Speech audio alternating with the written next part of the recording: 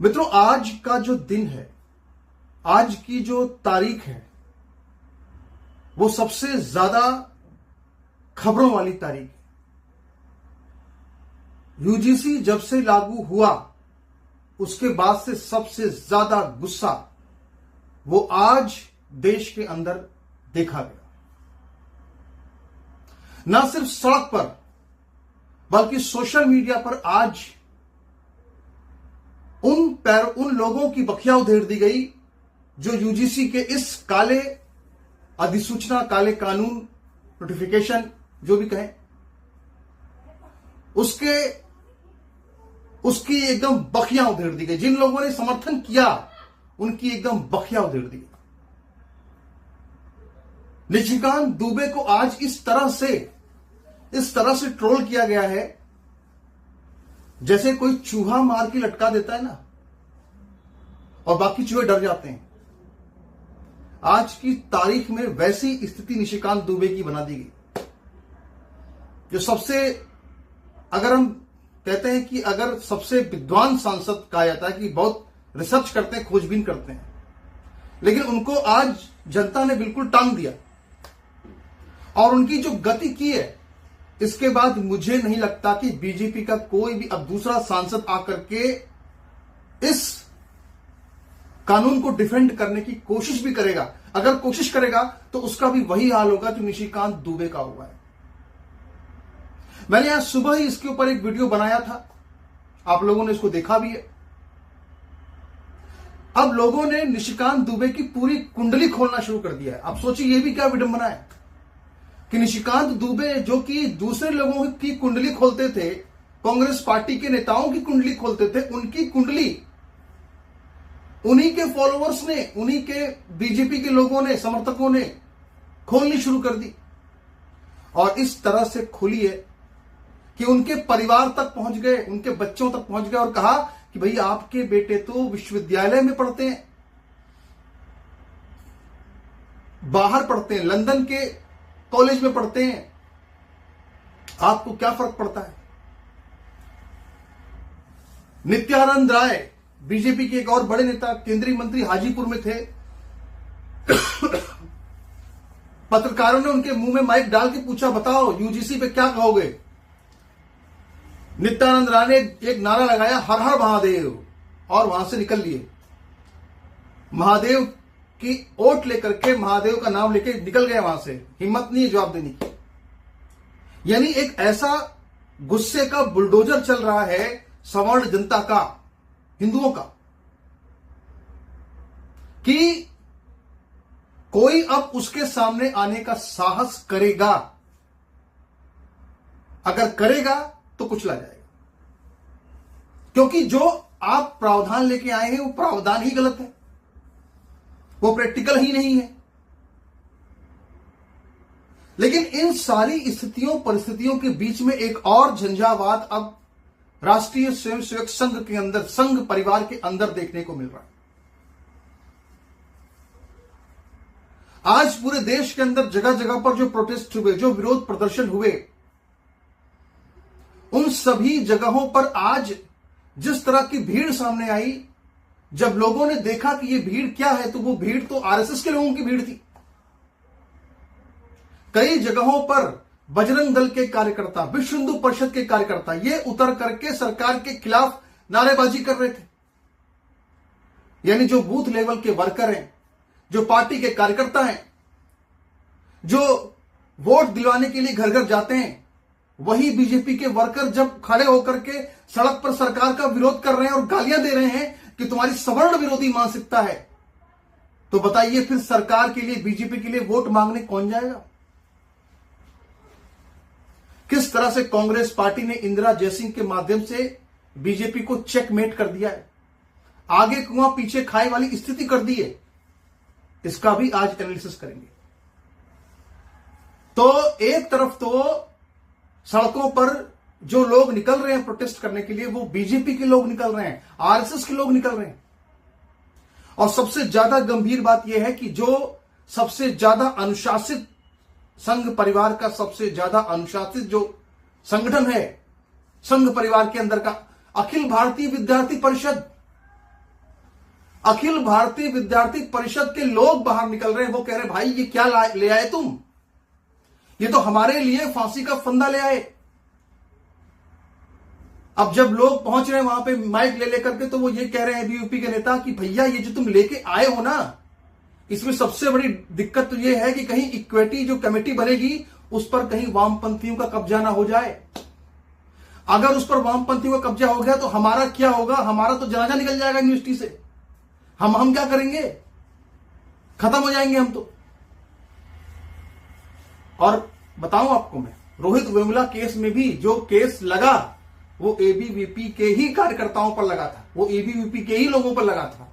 हालांकि केस पूरा झूठा, बाद में तो जो हुआ आप जानते ही, आप सब मैंने पहले बताया है आपको सारा कुछ।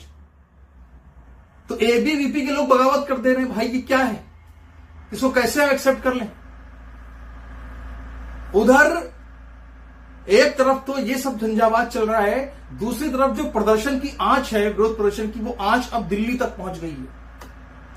दिल्ली के अंदर जो यूजीसी का मुख्यालय है वहां पर भी अब प्रदर्शन शुरू हो चुके हैं। आज छात्रों ने वहां पर भी प्रोटेस्ट किए हैं। दिल्ली विश्वविद्यालय में लोगों ने प्रोटेस्ट किया है। राजस्थान में जो S4 संगठन बना है, ब्राह्मण, बनिया, क्षत्रिय, कायस्थ, इन सब ने मिलकर के राजस्थान के अंदर प्रोटेस्ट शुरू कर दिए हैं। यानी जो पूरा बीजेपी के अंदर एक झंझावात चल रहा है, आरएसएस के अंदर जो आरएसएस का परिवार है वो छिन्न भिन्न होता नजर आ रहा है इस मुद्दे को लेकर के। जो बीजेपी के लिए सालों से पार्टी का पक्ष रखने वाले लोग हैं, आप जानते होंगे संगीत रागी को। संगीत रागी जो कि आज तक पर तमाम न्यूज चैनलों पर जा करके बीजेपी का पक्ष रखते हैं, आरएसएस का पक्ष रखते हैं, संघ के विचारक कहलाते हैं, आरएसएस विचारक। अब तो उन लोगों ने भी भैया अपनी जुबान खोल दी। संगीत रागी ने आज बिल्कुल साफ साफ एक बड़े न्यूज चैनल पर खुल करके बिल्कुल यूजीसी का विरोध कर दिया और कहा कि इसको लाने की कोई आवश्यकता ही नहीं थी। लेकिन न जाने, अब देखिए संघ का विचारक जो है विरोध कर रहा है, वो तो वहां तो बगावत हो रही है, लेकिन ऊपर जो चैनल के मालिकान हैं उन्होंने जैसे ही ये 2-3 बातें सुनी, उनकी हालत हवा टाइट हो गई। फौरन जो है आवाज आ गई और एंकर ने कहा कि हमारे पास डिस्कस करने के लिए सिर्फ यही एक मुद्दा नहीं है, और भी मुद्दे हैं। और वो तुरंत उस मुद्दे से हट करके दूसरे मुद्दे पर चले गए। यानी कि कहीं ना कहीं आज जब इतना बड़ा प्रोटेस्ट हम देख रहे हैं देश भर में, सोशल मीडिया से लेकर सड़क तक, उस वक्त आज मीडिया की चुप्पी, जो खबर हेडलाइंस में नंबर 1 होनी चाहिए वो खबर नंबर 5 पर भी नहीं है। वो खबर आज एक अखबार में कहीं एक लाइन निकल रही है कि साथ प्रोटेस्ट शुरू हो रहा है। वेब चैनल्स जो हैं उनके वेबसाइट्स में एक लाइन ही खबर निकल रही है कि प्रोटेस्ट शुरू हो गए हैं, जिस पर अब तक डिबेट होनी चाहिए थी, उस पर डिबेट नहीं हो रही है। क्यों? क्योंकि सरकार इस बात को जानती है कि अगर इस पर डिबेट होगी तो हमारे ऊपर जो है वो हमारी थूथू होगी, हमारी फजीयत होगी, क्योंकि उनके पास उन सवालों का कोई उत्तर नहीं है जो सवाल हम लोग लंबे समय से इस मामले में उठा रहे हैं। यही वजह है कि पूरी तरह से इसमें डिबेट ही नहीं कराई जा रही कि डिबेट अगर होगी तो हम फंस जाएंगे, हम क्या जवाब देंगे, फंस जाएंगे। जैसे निशिकांत दुबे आज फंस गए, कल सुधांशु त्रिवेदी ट्रोल हो रहे थे, संबित पात्रा ट्रोल हो रहे हैं, सब ट्रोल हो रहे हैं, भाई जवान खोलो, कोई जवान खोलने को तैयार नहीं। तो इस तरह से पूरी तरह से मीडिया को मैनेज करने की भरपूर कोशिश की जा रही है, किसी तरह से मीडिया मैनेज हो जाए। दूसरी तरफ आज इस पूरे मामले को लेकर के सुप्रीम कोर्ट में एक याचिका दायर हो चुकी है। हालांकि ये याचिका किसी बहुत बड़े नामी वकील ने दायर नहीं की है। याचिका दायर करने वाले जो हैं वो, उनका कहीं नाम नहीं सुना गया, कोई तिवारी जी हैं। लेकिन सुप्रीम कोर्ट के यहां पर, सुप्रीम कोर्ट के अंदर इस मामले को उठा दिया गया है और सीधे सीधे इसको असमानता का एक आरोप लगा करके उठाया गया है। और जो लिखा हुआ है वो लिखा हुआ है वर्सेस यूनियन ऑफ गवर्नमेंट, यानी सरकार के खिलाफ दायर हुई है। अब आप सोचिए, ये जो भारत सरकार है, इसके लिए स्थितियां बहुत ही ज्यादा इस इस नियम कानून के बाद बिगड़ चुकी है, खराब हो चुकी है। मुझे ये कहते हुए बहुत दुख हो रहा है कि जिस पार्टी ने हिंदुत्व का चोला ओढ़ करके, हिंदुत्व की बात करके, भगवा झंडा उठा करके राजनीति की शुरुआत की, इतना बड़ा बहुमत प्राप्त किया, तीसरी बार सरकार बनाई इतने अच्छे सीटों से, आज जैसे ही उन्होंने अपने हाथों में नीला झंडा उठाया, उनके पूरे पैरों तले जमीन खिसक गई, जमीन खिसक गई। आज बिल्कुल भी उनको समझ में नहीं आ रहा है कि इसका अब क्या किया जाए। वो बिल्कुल उनके सामने चेकमेट की स्थिति आ चुकी है। एक तरफ सवर्ण समाज है जो बिल्कुल गुस्से में भरा बैठा है, और दूसरी तरफ अगर देखा जाए तो सरकार है अब जो धर्म संकट में फंस गई है। क्योंकि कहीं ना कहीं अब आज जिस तरह से निशिकांत दुबे सामने आए, इसके बाद जिस तरह से निशिकांत दुबे को बुरी तरीके से ग्रिल कर दिया गया, और सरकार बिल्कुल बचाव की मुद्रा में नजर आ रही है, और अब जब ये लग रहा है कि कहीं ऐसा ना हो कि सवर्ण जो है वो अपनी मांग को मनवा लें, तो ऐसी स्थिति में अब क्या हो रहा है कि जो ओबीसी चिंतक हैं, जो कि हिंदुओं में मतभेद तोड़ने के लिए लंबे अरसे से लगे हुए हैं, वो जो बिल्कुल भेड़िए की तरह से एकदम छुप के बैठे हैं कि बस मौका मिले और बिल्कुल हमला कर दें। कांग्रेस पार्टी एक बयान नहीं दे रही है, उसके बड़े बड़े नेता एकदम खामोश, एकदम चुप बैठे हुए, एकदम मौके की नजाकत का इंतजार कर रहे हैं, मौका मिले और चौका लगा दें। आज धीरे धीरे करके ये सभी लोगों ने अपने स्लीपर सेल को एक्टिव करना शुरू कर दिया है। जो कांग्रेस पार्टी के, समाजवादी पार्टी के, इन सब के जो स्लीपर सेल है वो धीरे धीरे एक्टिव हो रहे हैं, और वो सरकार के इस नोटिफिकेशन के समर्थन में खड़े हो रहे हैं और कह रहे हैं कि बहुत अच्छा नोटिफिकेशन है, हम तो इसके साथ हैं। मतलब पहली बार हम देख रहे हैं कि चंद्रशेखर रावण के कार्यकर्ता, चंद्रशेखर रावण कह रहा है कि साहब हम मोदी का समर्थन कर रहे हैं इस मामले में, और पूरे देश के अंदर इसको लागू करवा के रहेंगे। जगह जगह पे हम देखेंगे क्या इसमें हो रहा है, सबको जागरूक करेंगे, सब जो दलित हैं और एसटी ओबीसी हैं सबको। दूसरी तरफ समाजवादी पार्टी के जो चिंतक हैं पार्टी के, अब उन लोगों ने भी अपना प्रोपेगेंडा शुरू कर दिया है। अब वो ये कह रहे हैं साहब कि 118% ये हो गया, वो हो गया, ये सदैव से ये लोग चाहते हैं कि हम तो दबा कुचला के रखा जाए, ये सब प्रोपेगेंडा शुरू हो चुका है। यानी सरकार अब एक ऐसे दो पार्टों के बीच में फंस गई है जिसका पूरा श्रेय जो है वो इंदिरा जयसिंह की एक याचिका को जा रहा है। मतलब इंदिरा जयसिंह ने इनके साथ में चेकमेट कर दिया। चेकमेट क्या किया? अब तक जो लड़ाई होती थी विपक्ष की और बीजेपी की, वो क्या लड़ाई थी? वो लड़ाई क्या थी? वो लड़ाई थी, चलो ठीक है, मान लो एक तरफ उन्होंने एससी एसटी को रख दिया, तो दूसरी तरफ ओबीसी जनरल बीजेपी साथ ले रही थी। यानी अब तक जो लड़ाई थी वो 70 वर्सेस 30 की लड़ाई थी।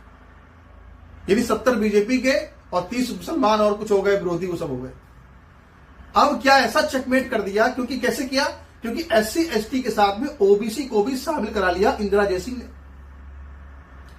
और कुछ लोग ये दावा कर रहे हैं ट्विटर पर कि नहीं साहब वो तो इसने इंदिरा जयसिंह ने जो है ओबीसी की मांग नहीं की थी। ऐसा नहीं है, इंदिरा जयसिंह ने ओबीसी को शामिल कराने की डिमांड की थी, उन्हीं के आधार पर बनाए। हम तो कहते हैं भैया कि वोट भी अब इंदिरा जयसिंह से जाके मांग लेना। तो ये जो एससी एसटी और ओबीसी, इन तीनों को जोड़ करके जो ये जोड़ घालमेल किया, मिश्रण बनाया इंदिरा जयसिंह ने, स्थिति ये है कि जो पहले 70-30 था, 70 बीजेपी की तरफ थे, अब क्या हो गया? 80-20 हो गया। यानी एसटी एससी ओबीसी मुसलमान सब एक तरफ हो गए, और बीजेपी के पास क्या बचा? सवर्ण थे, सवर्ण मतलब सवर्ण वर्सेस कर दिया। सवर्ण वर्सेस क्या कर दिया? ओबीसी एसटी ओबीसी कर दिया, और जो सवर्ण बचता है वो सवर्ण नाराज चल रहा है। समझ रहे कितनी बड़ी राजनीति हो गई, खेल हो गया बीजेपी के साथ में।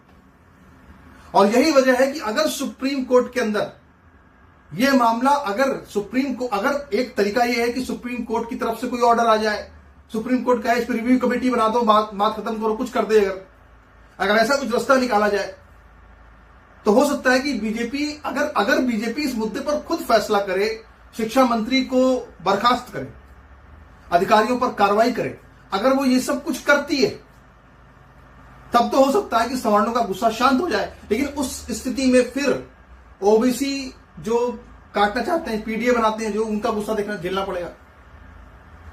अब अगर मान लीजिए कि अगर बीजेपी ने कहीं अगर ये फैसला सुप्रीम कोर्ट से आया, और आएगा तो खिलाफ सरकार की, इसमें कोई दो राय नहीं है।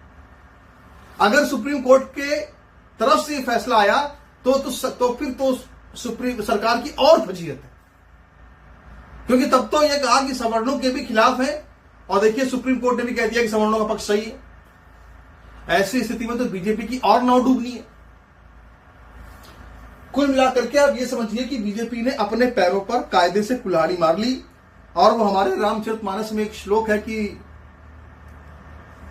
सतसंगत मुद मंगल मूला होई सहित साधन सब फूला। यानी सत्संगति बहुत जरूरी है, संगति खराब नहीं होनी चाहिए। अब इनकी क्या है, संगत हो गई खराब। अब इनके जो साथ में लोग हैं वो सब जो है वोक कल्चर वाले और सेकुलर टाइप के लोग, वामपंथी टाइप के लोग इनके सलाहकार बन चुके हैं। वो दिलीप मंडल जो है वो वामपंथी का सलाहकार बन चुका है। तो ऐसी स्थिति में जाहिर सी बात है कि अब स्थिति जो है इनके लिए मुफीद नहीं है, और इनकी हालत जो है वो काफी ज्यादा खराब नजर आ रही है। तो मित्रों, अब हमें ये सब कहते हुए बड़ा दुख भी हो रहा है, अफसोस भी हो रहा है। एक ऐसी पार्टी जिसके लिए कि हम लोगों ने इतना, मतलब हम लोग खुद भी प्रचार किए हमेशा। हम तो चाहेंगे कि किसी तरह से ये केस वापस हो, हिंदुओं में टूटन ना हो, फिर से सब ठीक हो जाए। लेकिन पता नहीं क्या होता है, देखिए अब भगवान ही जाने जो हो। लेकिन जो हो ये बीजेपी के लिए बहुत नुकसानदायक है। तो आप सभी से मेरा निवेदन है कि आप अपनी विचार, अपनी राय इस पर जरूर रखिए, और इसके